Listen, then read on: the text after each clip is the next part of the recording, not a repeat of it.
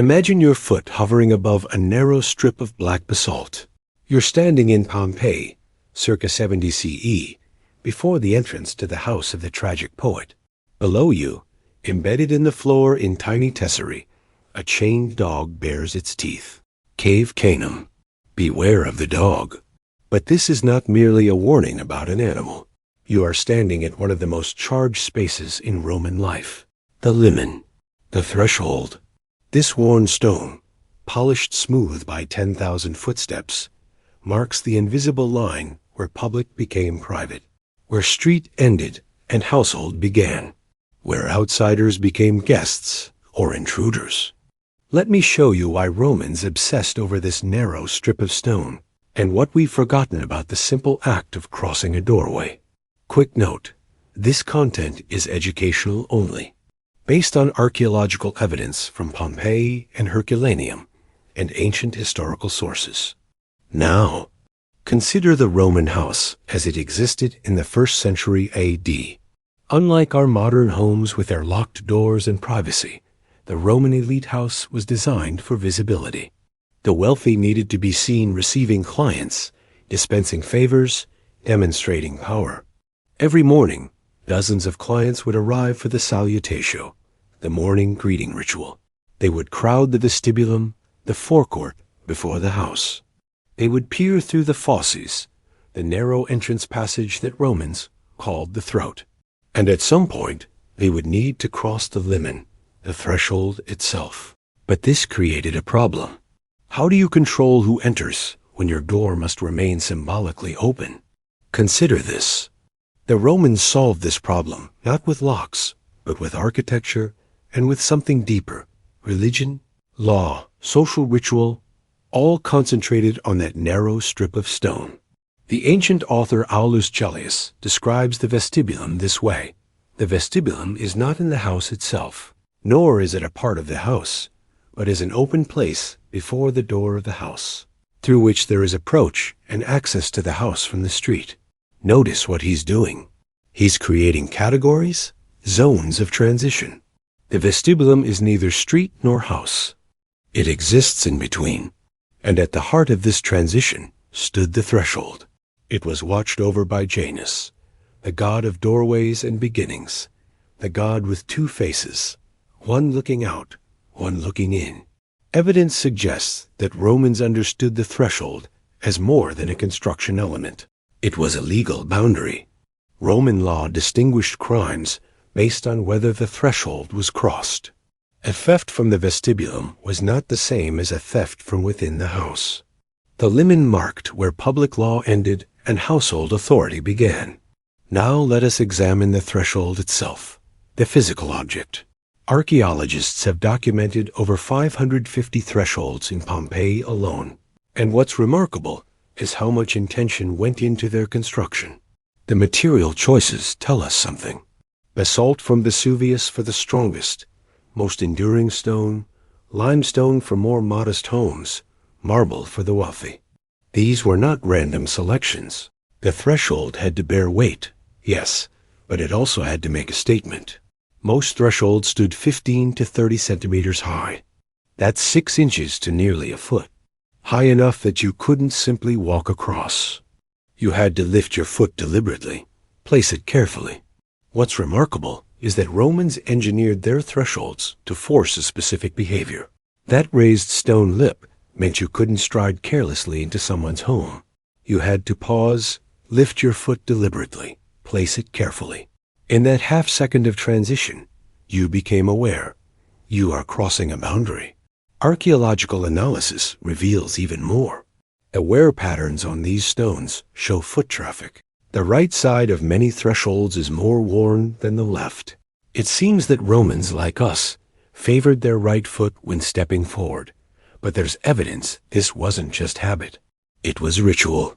The Roman author Petronius describes a scene in the Satiricon.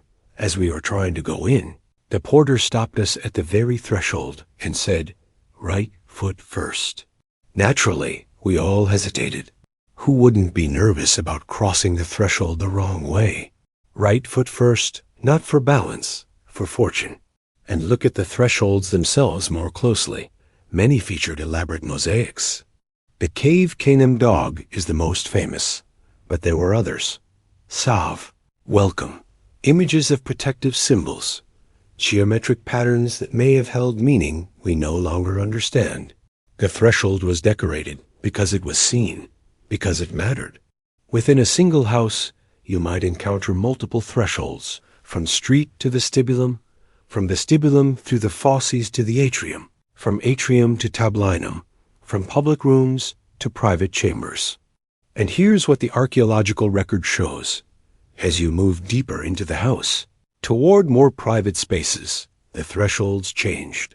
They became higher, more elaborate, more deliberately designed to slow your passage. Each threshold was a test. Each crossing required permission. Now consider what Romans believed happened at this boundary, the invisible world of threshold magic. The popular image shows Roman religion as grand temples and state ceremonies, but the evidence suggests a more anxious, intimate practice. At the threshold, Romans negotiated with forces they could not see, household spirits who might protect or punish, depending on how the boundary was honored. There was Cardia, goddess of hinges and door handles. There was the genius of the household, the protective spirit of the family. And there were darker possibilities, spirits of the restless dead, curses left by enemies. Archaeologists have found foundation deposits beneath some thresholds, coins, small offerings, objects buried when the threshold was laid, meant to consecrate the space, to mark it as protected. And then there's the wedding ritual, perhaps the most revealing of all. Roman brides were carried over the threshold, never allowed to step across on their own feet. Ancient authors offer different explanations for this custom. Some say it recalled the rape of the Sabine women, that ancient founding violence. Others suggest the bride was ritually reluctant to leave her father's household gods. But what seems clear is this: the threshold marked a transition so profound that the bride could not make it under her own power. She had to be carried, lifted over the boundary between her old life and her new one, between her father's household gods and her husband's. We might imagine the moment, the weight of the bride in the groom's arms, the worn basalt beneath his feet, the household gathered on both sides of that narrow strip of stone, watching, waiting. One world ending, another beginning, at the threshold. Curse tablets tell another story. Archaeologists have found lead curse tablets buried at thresholds. They're inscribed with wishes for harm against the household within. The threshold was a place of vulnerability, a crack in the armor of home. It seems that Romans understood something we've forgotten. Boundaries are not merely physical. They're spiritual, social, psychological. And boundaries require attention, ritual, respect. What remains today? The custom of carrying brides over thresholds survives, though most who practice it no longer know why. The welcome mat at our front doors echoes those Roman salve mosaics. The mezuzah on Jewish doorposts marks the threshold as sacred space, just as Romans marked theirs. In our language, the threshold persists as metaphor, on the threshold of discovery, crossing the line. These phrases remember what the object has forgotten. But we have lost something, that consciousness of transition, that mindfulness of boundaries.